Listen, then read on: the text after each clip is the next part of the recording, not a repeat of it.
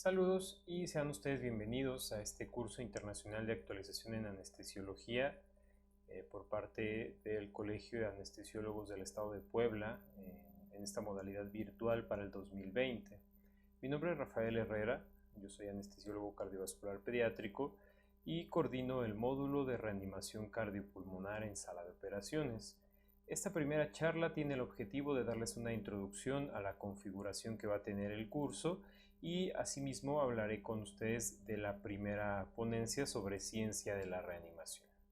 No cuento con ningún conflicto de interés al momento de realizar esta charla, así como si ustedes observan alguna marca, no tiene que ver con el objetivo de vender algún producto.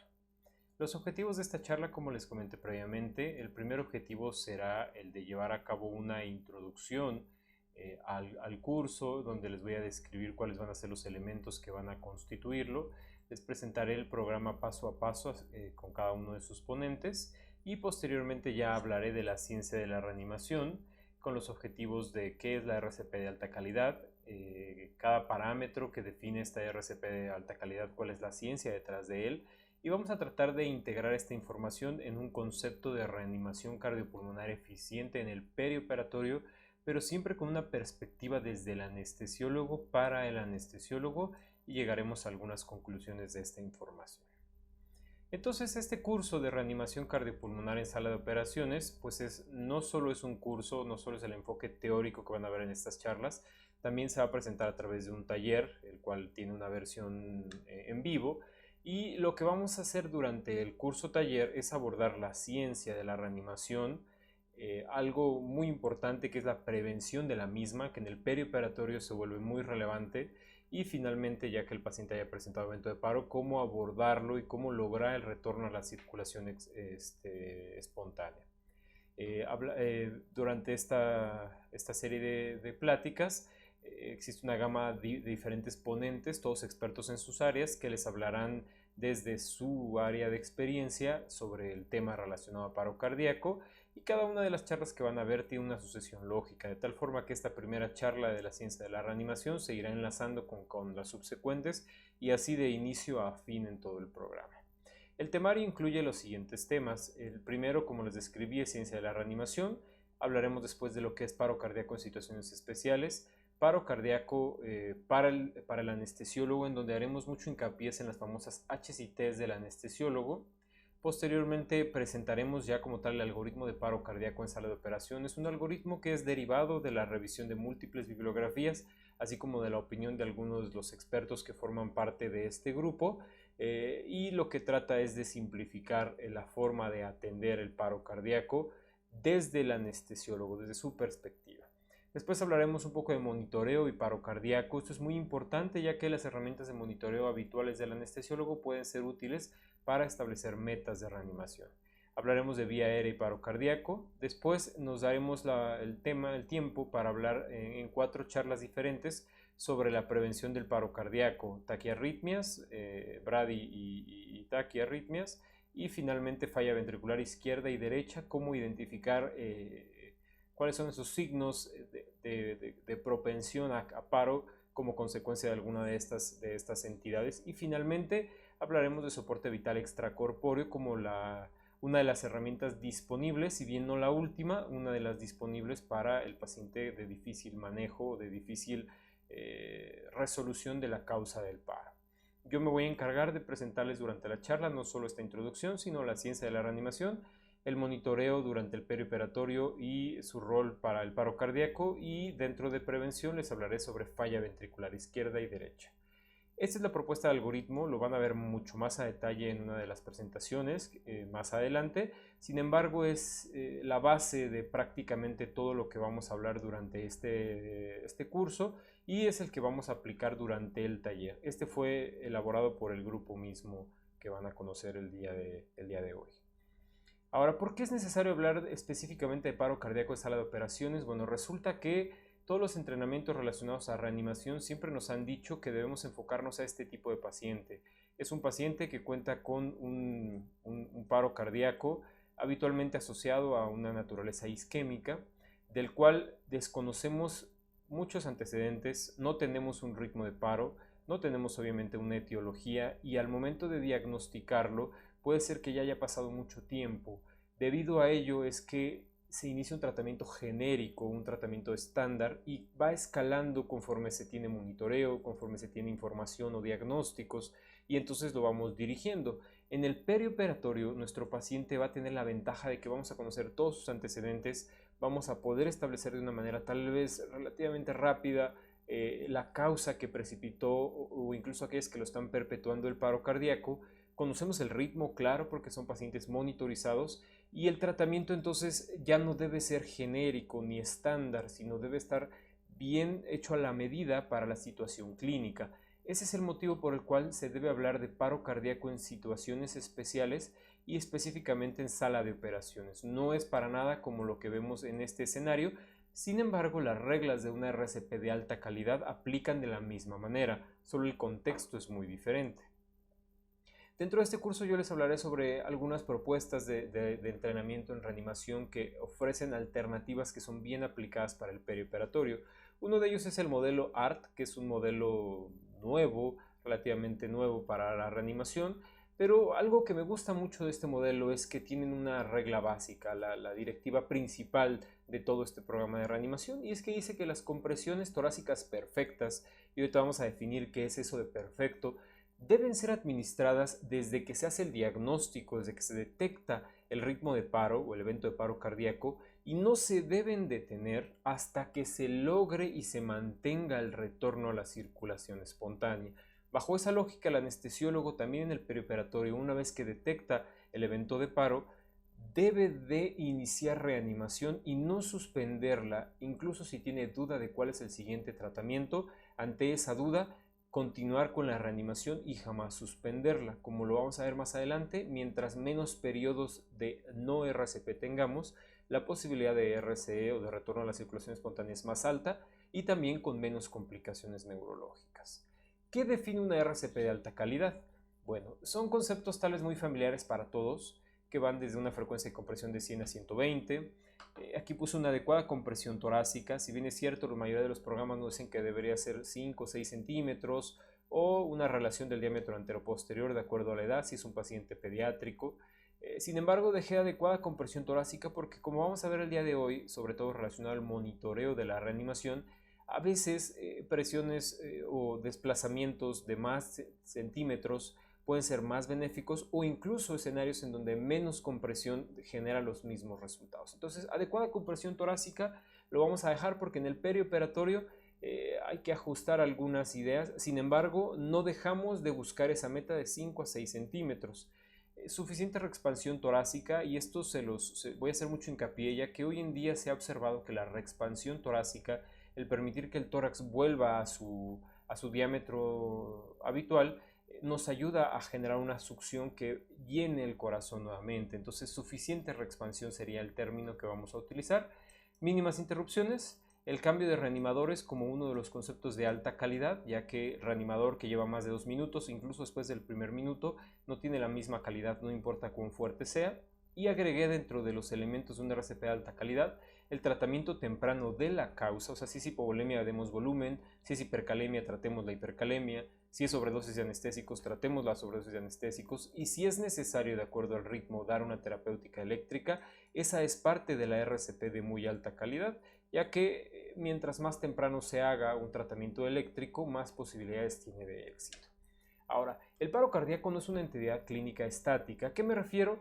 Normalmente cuando tenemos paro cardíaco iniciamos compresiones, logramos RCP de alta calidad y esperamos 5, 10, 15, 20 minutos, no hubo respuesta. Lo siento, no debería ser así. La reanimación y el paro cardíaco es dinámico, de tal forma que el paciente que tenemos en el minuto 1 no va a ser el mismo que en el minuto 2 y tampoco va a ser el mismo que en el minuto 15, y cada uno de ellos deben recibir tratamientos diferentes. Por eso es que el paro cardíaco, cuando lo queremos tratar de abordar diferente, debemos pensar que el tiempo desde que fue diagnosticado, o sea, hace cuánto tiempo pasó en paro sin que nosotros diéramos atención, y después cuando ya iniciamos tratamiento, nos debe obligar a ofrecer diferentes alternativas. El tipo de ritmo y sus cambios durante la reanimación son muy relevantes. Por ejemplo, una FB que pasa a sistolia habla que hubo un cambio muy importante en la cantidad de ATP dentro del miocito y tal vez estemos deteriorando la posibilidad de retorno a la circulación espontánea. Hay que brindar diferentes herramientas de tratamiento, sobre todo estas deben de estar enfocadas a la causa y el solo brindar RCP sin corregir la causa suele ser uno de los motivos por los cuales el retorno a la circulación espontánea no es satisfactorio o si sucede es con algunas secuelas neurológicas. Entonces vamos parámetro por parámetro. El primer parámetro es sobre las compresiones torácicas. ¿Cuál es el rol? Es muy sencillo, lograr que el corazón se comprima entre el esternón y la columna vertebral, logrando movilizar el poco o mucho volumen que exista dentro de la cavidad ventricular para obtener perfusión de órganos como cerebro, riñón, hígado, etc. Durante la reexpansión logramos un fenómeno de succión que llena las cavidades, pero también ayuda a la perfusión miocárdica. Ese es el objetivo de la compresión. La localización ya está bien descrita, aquí no hay nada que cambiar. Y respecto a la frecuencia, bueno, esta tabla que ustedes ven al lado derecho es una en donde observamos un intervalo de frecuencia de compresión o frecuencia cardíaca y una probabilidad de supervivencia hasta el alta hospitalaria.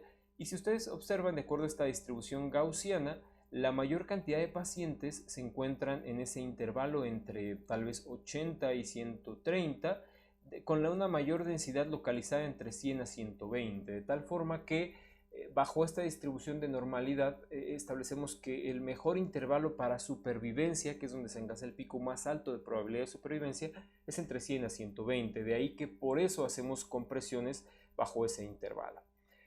Una de las reglas de la reanimación es este concepto de la fracción de compresión torácica, que dice que de todo el tiempo que yo estuve dando reanimación, ¿cuánto tiempo estuve comprimiendo? La mayoría de los programas de entrenamiento buscan fracciones de compresión torácica arriba del 60%, de tal forma que tengo un 40% del tiempo en el que puedo estar haciendo no RCP. Sin embargo, conforme la fracción de compresión torácica va incrementando, también la probabilidad de retorno a la circulación espontánea. Programas de resucitación como ART buscan fracciones de compresión torácica arriba del 90%, con muy buenos resultados a la RCE y también con integridad neurológica. Entonces, periodos de RCP deben de ser optimizados, debemos minimizar todas aquellas interrupciones y los únicos periodos en los que puede suceder una interrupción son estos, como iniciar compresiones, análisis de ritmo, sobre todo si hubo un cambio de un ritmo desorganizado a un organizado, ventilación y más adelante hablaremos de eso, la desfibrilación con conceptos de precarga para disminuir tiempo en lo que carga el equipo y ya tener lista la entrega de energía, verificación de pulso ante dudas, sobre todo en cambios de ritmos desorganizados a organizados, procedimientos, intubación o accesos vasculares, particularmente intraóseo, cambio de compresores o el uso de ultrasonido si es que se tienen las herramientas y la capacitación. Es muy importante que solamente en estos periodos se lleve a cabo interrupciones. Fuera de ello, mantener la compresión con el objetivo de una fracción de compresión torácica tan alta como 0.9, o sea el 90% del tiempo, aumenta muchísimo la posibilidad de retorno a la circulación espontánea. Si no saben qué hacer, si no saben cuál es el siguiente paso, siguen comprimiendo. No hay ninguna estrategia que sea más útil que dar RCP de alta eficiencia. Ahora, al momento de hablar de la ciencia de la reanimación, debemos entender que esta se divide en fases, o el paro cardíaco se divide en fases de acuerdo al tiempo. Concepto que personalmente cuando comencé a estudiar sobre reanimación fue algo muy novedoso, sin embargo muy lógico. En los primeros 4 minutos de un paro cardíaco, el miocito posee mucho ATP, mucha energía, motivo por el cual cuando detectamos un paro en este periodo, debemos enfocarnos no solo a la RCP de alta calidad, sino a la causa. O sea, si fibrila, desfibrilemos de manera temprana y muy enérgica. Si es hipovolemia, optimicemos la volemia y demos RCP, pero en esos primeros 4 minutos tenemos todavía un miocito con mucha energía, con grandes posibilidades de salir si atendemos el ritmo y la causa. Cuando pasa el tiempo, ese cuarto a 10º minuto, comienzo a deteriorar la cantidad de ATP dentro del miocito y ahí debo de optimizar la perfusión coronaria por medio de las compresiones y todo esto con el objetivo de que cuando brindemos alguna terapéutica, por ejemplo desfibrilemos, sea más efectiva porque habrá más ATP dentro del miocito. Eso es un concepto que le denominamos cebar la bomba, más adelante lo describiré. Y finalmente, la mayoría de los paros a los que se enfrentan en el prehospitalario, incluso en el intrahospitalario que fueron atendidos de manera tardía, es la fase metabólica. en la cual no solo ya hay una depleción muy importante de ATP y de cualquier sustrato energético, sino ahora empieza a haber radicales libres, productos de desecho, que nos obligan a no solo dar una RCP de alta calidad, a no solo atender el ritmo y la causa, sino también a considerar que hay otros factores que lo pueden estar perpetuando, como acidosis, como hipercalemia, como misma lesión por reperfusión, y entonces obliga que nuestro monitoreo y también nuestra obsesión sobre RCP de alta calidad y de alta eficiencia debe ser mayor en esta fase. El anestesiólogo se enfrenta habitualmente a esta fase, a la fase eléctrica, que responde muy bien a medidas iniciales como fármacos, como antiarrítmicos, como incluso desfibrilación temprana. Eso es lo que hace toda la diferencia respecto a lo que vamos a recomendar, la fase en la que se detecta. Ahora, el tiempo define el tratamiento, de tal forma que si yo estoy en fase eléctrica me enfocaré a hacer una rápida desfibrilación y empezaré a buscar monitoreo si no lo tengo para complementar mi diagnóstico y mi tratamiento. Conforme avanza hacia otras fases, entonces la prioridad ya va a estar enfocada a la RCP de alta calidad, atender la causa e irlas corrigiendo. Cuando tenemos un paro cardíaco no presenciado, solemos iniciar ni siquiera en fase eléctrica, a veces es circulatoria o la mayoría de las ocasiones metabólica, y hay que iniciar un tratamiento genérico al no tener mucho de este monitoreo que venimos describiendo. Debido a ello es que la tasa de supervivencia es un poco más baja por el retraso en las herramientas de diagnóstico. Conforme el tiempo pasa debemos incrementar el monitoreo y tratar de corregir las causas. Este es un ejemplo que describe el fenómeno de cebado de bomba o priming the pump. ¿Esto qué significa? Que observamos este paciente que presenta un evento de paro cardíaco con fibrilación ventricular. Inicialmente una FB gruesa, irregular, en la cual se le da un tratamiento eléctrico. Tras 8 minutos de reanimación con terapéutica eléctrica y RCP de alta eficiencia, la FB al reanálisis del ritmo se ha convertido en fina. ¿Eso qué significa? Que la RCP no ha sido suficiente para aportar ATP a los miocitos y entonces ha perdido energía. Se decide optimizar la RCP, utilizar la máxima calidad posible, y tras 90 minutos de RCP de alta eficiencia, el ritmo cambió de esto a esto, haciéndose más grueso, por ende teniendo más ATP y siendo el momento ideal para entregar energía eléctrica con la mayor posibilidad de retorno a la circulación espontánea. Este es el ejemplo de cómo enfocarnos al momento en el que diagnosticamos y a la cantidad de energía que tiene el miocito puede hacer la diferencia a la respuesta de una terapéutica eléctrica. Esta gráfica que se muestra aquí a través del tiempo, 1, 2 y ahí hasta 40 minutos, denota la cantidad de ATP dentro del miocito, y vean cómo en los primeros 5 minutos es una cantidad todavía importante, pero con un descenso gradual hasta llegar a un punto en la ausencia prácticamente total de ATP, con la posibilidad de respuesta a cualquier terapéutica. Finalmente, algo interesante que describir es que cuando se practica RCP, una de las metas, como acabo de describir, es la RCP de alta calidad, y si tenemos la oportunidad de hacerlo y después entregar terapia eléctrica, o sea, cebando la bomba con ATP, la posibilidad de lograrlo con mejor resultados sucede cuando tenemos grupos bien entrenados. Sin embargo, en aquellos escenarios en donde tengo gente que no da RCP de buena calidad y decido dar RCP antes de dar tratamiento eléctrico, encontramos que la respuesta no es la misma. ¿Y por qué no es la misma? Porque la RCP de mala calidad no brindó el beneficio de hacer más grueso la fibrilación ventricular, o en este caso de darle más energía al miocito para recibir esa terapéutica eléctrica. Entonces es importante que esos grupos tengan entrenamiento de una RCP de alta calidad, sobre todo en el perioperatorio, para aprovechar esa ventana de 3, 4, 5 minutos de buena respuesta a medidas terapéuticas. Ahora, ya hablamos de compresión, de frecuencia de compresión, de fracción de compresión torácica. Ahora hablemos de reexpansión. La reexpansión es uno de los parámetros más importantes al momento de reanimar, ya que, si ustedes recuerdan, el gasto cardíaco está constituido de dos determinantes: la frecuencia cardíaca, que va de la mano con el ritmo, y el volumen latido. El volumen latido a su vez está constituido por precarga, poscarga y contractilidad. Sin embargo, la precarga, que si bien es cierto guarda cierta relación con volumen, aunque principalmente lo hace con complianza ventricular, la precarga, si está ausente, no importa si los demás parámetros son normales o incluso incrementados, sin precarga no hay movilización, no hay gasto. La precarga durante el paro se logra a través de la fase de reexpansión con una succión por presión negativa intratorácica que mientras mayor sea esa presión negativa, mayor volumen se va a lograr. Muy similar a cómo funcionan las bombas que movilizan petróleo, extrayéndolo del subsuelo, y esto lo hace por medio de generar presión negativa que la moviliza. Este principio es el que se aplica a la reexpansión y por eso hoy en día tenemos tanta obsesión sobre ver reexpansión en cada esfuerzo de reanimación. De tal forma que si yo tengo una adecuada reexpansión con suficiente compresión y una frecuencia satisfactoria, como pueden ver aquí es 105, el CO2 expirado, que es uno de los parámetros más importantes de monitorización de la calidad del RCP, comienza a incrementar, lo cual es adecuado. En escenarios diferentes, con monitoreo mecánico de la reanimación, donde vemos compresiones muy superficiales, con una frecuencia muy elevada o con poca reexpansión, podemos observar cómo el CO2 baja con el paso del tiempo, demostrando que el componente tanto de compresión en centímetros como de reexpansión son muy relevantes para la posibilidad de retorno a la circulación.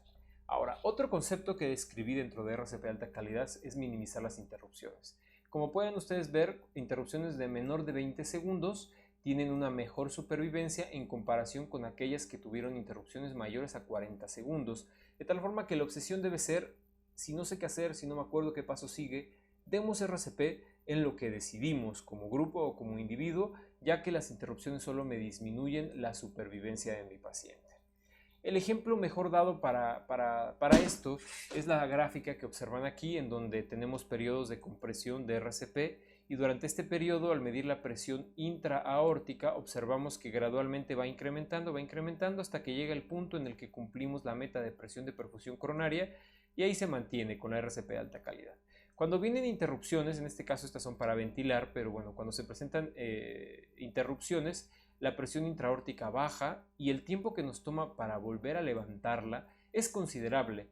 Por eso es que buscamos que las fracciones de compresión torácica sean cortas y podamos mantener al paciente más tiempo arriba de este umbral de perfusión coronaria.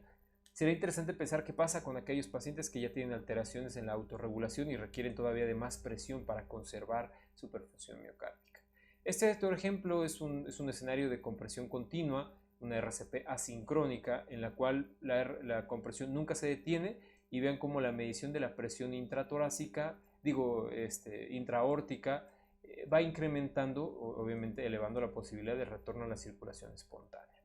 Ahora, la ventilación es uno de los parámetros en los que más conflicto hemos tenido, ya que la ventilación con presión positiva que hacemos durante la reanimación genera presión positiva. Y platicamos que en la diástole, en la relajación, en la reexpansión, queremos mucha presión negativa intratorácica para succionar volumen. Si logramos o si tenemos la asincronía de ventilar cuando sucede la reexpansión, cancelamos la presión negativa con la presión positiva que se ejerce al ventilar y entonces disminuimos un poco el retorno venoso, haciendo que ese siguiente volumen latido esté disminuido. Se sugiere que la ventilación se sincronice con los periodos de reexpansión, favoreciendo incluso, con los periodos de compresión, favoreciendo incluso la presión positiva que se ejerce durante la compresión. En ese momento yo hago mi ventilación y entonces estoy generando doble presión positiva que se va a traducir con una mayor presión negativa al momento de la reexpansión, aumentando esa precarga. Entonces la sugerencia es lograr sincronizarnos con la fase de sístole o de compresión cardíaca en la RCP para que la ventilación sea positiva. Si logramos que los periodos de ventilación sean más breves, más cortos, con menos interrupciones, disminuimos estos periodos de ventilación a unos más breves, manteniendo tiempos de perfusión coronaria satisfactorios más prolongados y por ende, como vengo repitiendo, más fácil de lograr un retorno a la circulación espontánea. Ahora, algo importante es el PEP. Hay mucha discusión sobre si el PEP se debe dejar o no durante la reanimación. Lo que hemos observado es que cuando se retira el PEP, incrementa la cantidad de zonas atelectásicas, fenómeno que sucede incluso con ponerse en decúbito supino, y mientras más zonas atelectásicas tengamos, habrá esa ventilación, ese shunt o ese desequilibrio entre ventilación-perfusión, ocasionando o traduciendo zonas que no se van a poder perfundir aunque se estén ventilando, viceversa, zonas que no se estén ventilando y que se están perfundiendo, que desencadenan más poscarga para el ventrículo derecho y de esta manera dificultan la eyección y por ende si la compresión no está siendo suficientemente efectiva, le estamos poniendo ya una poscarga. Entonces parece que la mejor recomendación es sí colocar una dosis de PEP, todo con el objetivo de quitar poscarga para el ventrículo derecho que se puede ocasionar con la generación de atelectasias. Ahora, y ya para cerrar con esta charla, les presento este artículo que fue publicado el año pasado, en donde establece que la RCP es algo dinámico, debe empezar desde lo tradicional, desde un ACLS clásico con la RCP de alta calidad, e ir incrementando conforme pasa el tiempo y cambian las fases del paro cardíaco, el monitoreo, las diferentes metas que tenemos de perfusión e incluso las alternativas de tratamiento. Es un artículo que les recomiendo ampliamente que se den la oportunidad de revisarlo. Si quieren buscarlo ahí por el nombre, o si no, al final yo dejo mi correo, me pueden contactar y yo les envío todos los artículos de la charla. Y entonces, en conclusión, podemos decir que el paro cardíaco no es un fenómeno estático, no es un fenómeno estándar, de tal forma que en el perioperatorio nos debemos enfocar a causa y también a evolución durante el esfuerzo de reanimación. Se requiere tener un conocimiento muy fino de la fisiopatología de un paro cardíaco durante el tiempo para optimizar tratamiento. Optimizar tratamiento, hay que atender etiología y fases de paro, y muchos pacientes pierden la ventana de tiempo de tratamiento porque ofrecemos medidas genéricas. Entonces, a partir del día de hoy, y luego de haber revisado de una manera muy rápida y superficial la ciencia de la reanimación, les quiero dar la invitación de empezar a pensar que nuestro paciente en el perioperatorio tuvo un evento de paro por algo, y entonces no perdamos la ventana de tiempo de RCP de alta eficiencia y tratamiento de la reanimación, que de manera concomitante a eso busquemos la causa y la resolvamos. Cual sea esa, entonces atenderla y no quedarnos únicamente con le di RCP de muy alta calidad, lo desfibrilé todas las veces que fueron necesarios y nunca salió del paro, ya que estamos obviando la causa, la etiología, y estamos perdiendo la ventana de tiempo. Les agradezco mucho por su tiempo. Esta fue la primera charla de introducción muy rápida a la ciencia de la reanimación. Les dejo aquí mi correo si me quieren contactar, no solo para resolver dudas, sino para enviarles los artículos de la charla y esto se vuelva más enriquecedor. Muchas gracias y nos veremos en las próximas pláticas.